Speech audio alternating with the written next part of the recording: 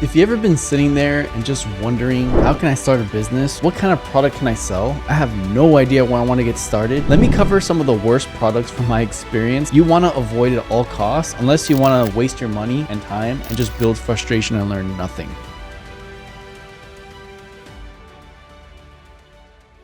Now, I came up with this list by having years experimenting on different kinds of products and seeing ones that just don't scale up or are very difficult to scale up in today's age. You know, there's a lot of tools out there for marketing, and customer acquisition costs are getting more expensive. But if you're picking the wrong product to even start with, you're gonna have a rough time. The first kind of product I will try to avoid at all costs are products that have way too much variety. Some example products are like clothing lines. And I know it sounds very attractive to start your own clothing line, but think about the logistics behind it. Even something simple as just like a polo shirt or a t-shirt, there's different colors, different sizes. The variety is huge. And yes, there are print on demand services, but usually you need a huge following to even get a couple sales for that. Getting one customer just to buy a shirt, and let's say it doesn't fit, like in China, for example, I wear a double XL. Do I look like a double XL? Maybe. In the US, probably not, but I definitely seem like a behemoth when I'm living in China because the sizes are just very small compared to what you're used to in the US. So you need to be clear with a supplier what sizing chart you're going to be using and what reference, European reference, US reference, etc. But if you don't know this beforehand, you just go in and someone that's, let's say, like 6 foot orders a large, but in reality they need a triple XL because they're sourcing it from China, then they're going to return it and it's going to waste a lot of time. And depending if you're doing like the drop shipping or the inventory method, you're just going to have a lot of inventory on hand. If you buy them all, and you're taking on a huge risk, especially if you haven't proven the market to be successful. So it's just giving you more things to think about by making sure you have an accurate sizing chart and inventory that can lead to a lot of refunds and returns if you're not careful. Another example is outside of t-shirts is a shoe brand.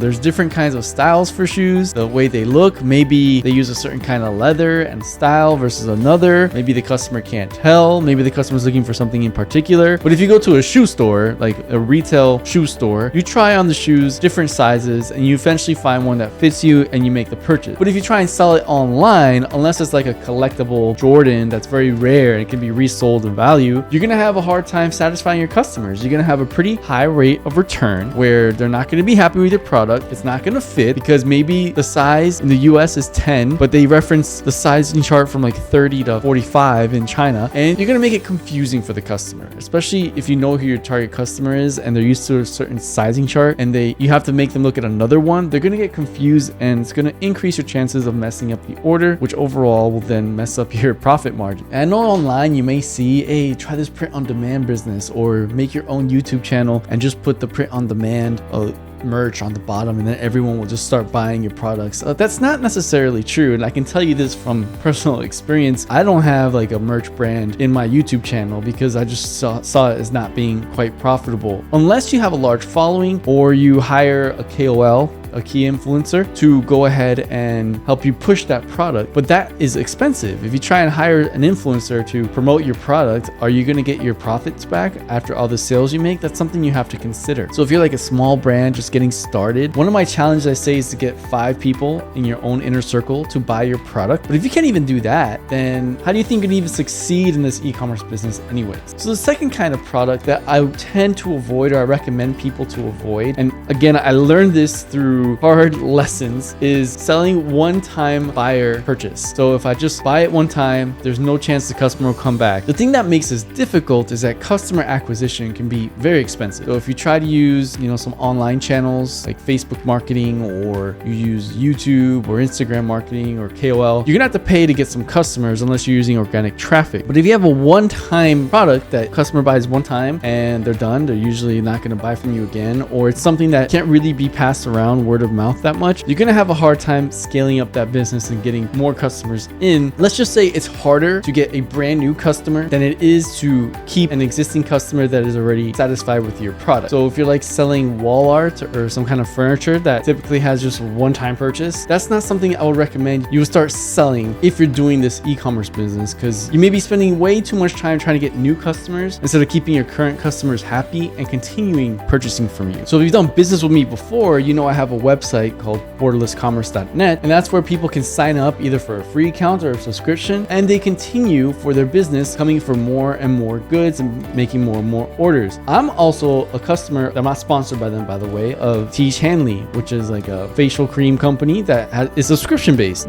Every month or 2 months they just charge my card and I get a new batch of facial cleaning products, and it's consistent. So when you have a subscription model based solution or based product, then not only do you have existing customers and a database of existing customers, but you can also have some predictability in your business. You don't have to be guessing how much revenue, well, it's still not exactly accurate, but you don't have to be guessing how much revenue you're going to be gaining each month. You can just kind of calculate, hey, based on the number of users I have, I should more or less have this much money coming in next month. A good example is, I guess, the people that started doing this, it started becoming a trend actually, are the Keurigs. When you go ahead and buy a Keurig with the coffee pods, yes, the Keurig itself is a one-time purchase, and sometimes some suppliers may even sell it a lot because they know that you're going to buy their pods, they're going to be used in their machine. So even though the first time purchase is kind of large, after that they'll know you just keep on replenishing with the Keurig pods and hopefully be a long-time customer. That's why I recommend that you avoid products that just have a one-time purchase, because even if you're doing this organically or paid, getting new customers every single time for your business model is quite difficult to do. And the third kind of product that I will avoid selling at all costs, because it's just big pain to do, is a very low ticket product. What I mean, like if you sell a product for $20 and your profit is $5, that's really hard to scale unless you like go viral on TikTok or use some influencers to help you push the product. So selling like inexpensive jewelry, keychains, you'll need thousands of sales for you to be able to kind of actually make the business grow and make it something fulfilling as either a side gig or part-time job. But if you want to have significant revenue, you're gonna need to sell to thousands of new customers. And if you're just starting out in a new business,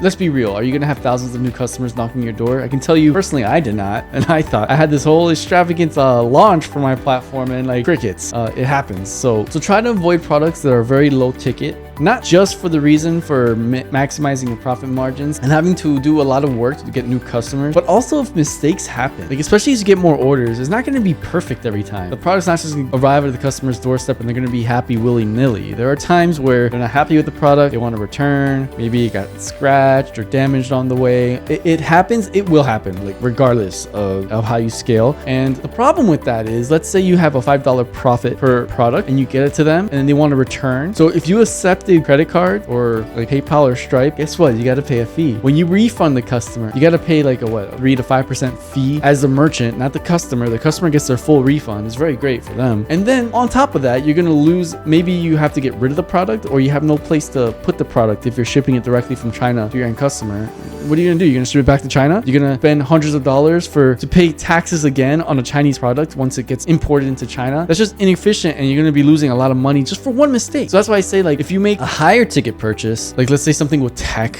like laptops or something that costs more expensive, maybe $1,000 to $2,000 range, with more buffer for a profit margin, then you can solve those problems with the previous orders. But if you have one bad order that requires you to do a lot of refunds, then you're going to probably need like 10 new customers or 10 new orders just to break even from that problem. So that's why I say, like, when you're starting out, don't go for the very little cheap things that you see on Pinduoduo and 1688 that can easily be sold. Sure, there is a market for it, obviously, because it's being sold on a platform like that. But think about, okay, if I run into a problem, how many more product do I need to sell to even break even? And I'll share an experience with you. When I got started in this like 3 or 4 years ago, I tried to get into selling the anime figure business, like from China, and I sold it via eBay and Facebook. And yeah, I got some customers. But then when you did the math, you figure out, well, if you sell on eBay, depending on like your tier list, they're going to charge you a fee per transaction. And not only that, they're going to charge you a listing fee. So if you actually get the sale, they're going to charge a percentage on that. So after you do all the math, I found out the profit was like maybe $50 for something that they bought like for $300 to $500. And then depending on your shipping method, because there are some of these figurines were very bulky and very large, they would either get lost in the mail. How do you deal with that as a merchant? Did you get insurance on it? If you did, how are you going to refund the customer? because you're using a third party like eBay. eBay is ultimately in control of where the money goes. Then you end up losing, like, let's say $300 on an order, and then you need to find like 3 or 4 new customers that you can probably run into similar problems, because sometimes if you choose the cheapest shipping method, it's going to take them like a month for the product to arrive, and some customers are like, I don't want to wait a month for that, I want to get it now. And you know how it is. So it's very important to have some kind of higher ticket product. Now, I'm not saying trying to sell like a $10,000 product to brand new customers. That's